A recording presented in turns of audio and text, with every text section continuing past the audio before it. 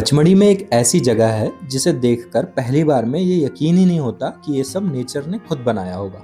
दो बड़े से पहाड़ों के बीच बनी एक नेचुरल गुफा, एक छोटा सा सीक्रेट टनल और उसके दूसरी तरफ एक शानदार वैली व्यू।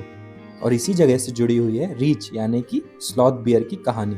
तो चलिए आज चलते हैं पचमढ़ी के सबसे यूनिक टूरिस्ट स्पॉट में से एक रीचगढ़।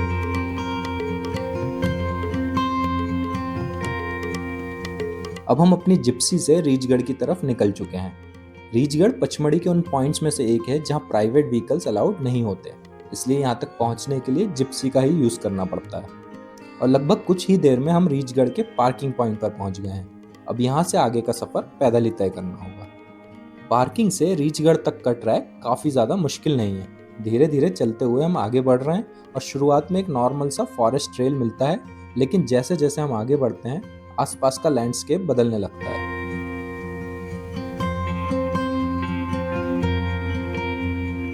रास्ते में रोड कभी पहाड़ों के बिल्कुल पास से निकलती है तो कभी बड़े बड़े पत्थरों के बीच से, और हर कुछ मिनट्स के बाद सीनरी बदलती रहती है और सफर काफी ज्यादा इंटरेस्टिंग लगता है। चलिए अब बात करते हैं इसके नाम की।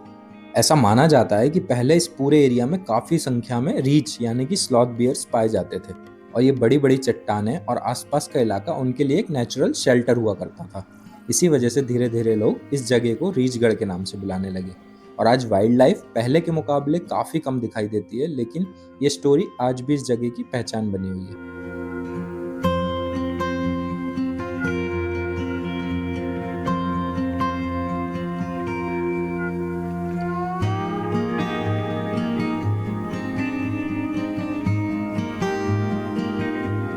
और फाइनली ये रहा रीचगढ़ का पहला व्यू।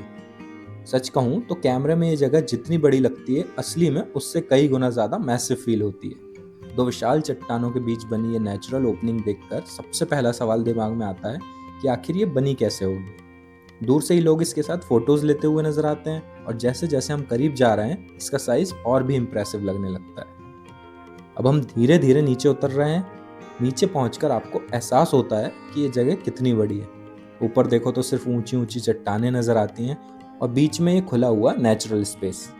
इस वक्त यहाँ काफी लोग फोटोज और रील्स बना रहे हैं। हर कोई अपने हिसाब से इस जगह को कैमरे में कैप्चर करने की कोशिश कर रहा है।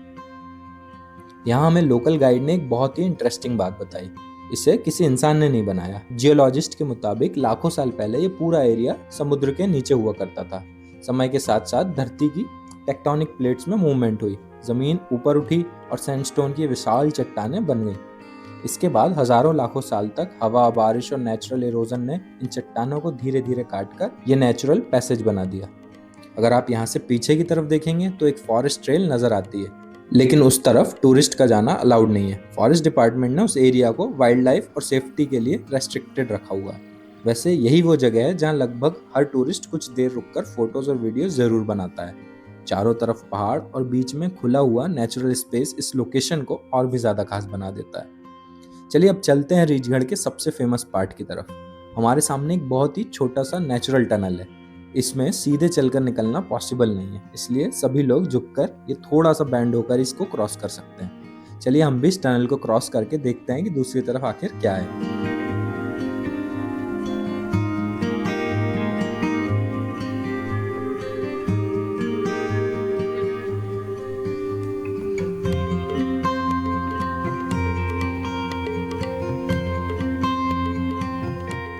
और बस जैसे ही हम टनल से बाहर निकलते हैं, सामने एक बहुत ही सुंदर सा वैली का व्यू दिखाई देता है। दूर तक फैली हुई पहाड़ियाँ, नीचे का नेचुरल लैंडस्केप और बिल्कुल शांत माहौल। ये वो व्यू है जो नेचुरल फोटोज से ज़्यादा अपनी आंखों से देखने में अच्छा लगता है। तो ये था पचमढ़ी का काफ़ी ब्यूटीफुल और एडवेंचरस टूरिस्ट स्पॉट रीचगढ़। मिलते हैं नेक्स्ट एपिसोड में।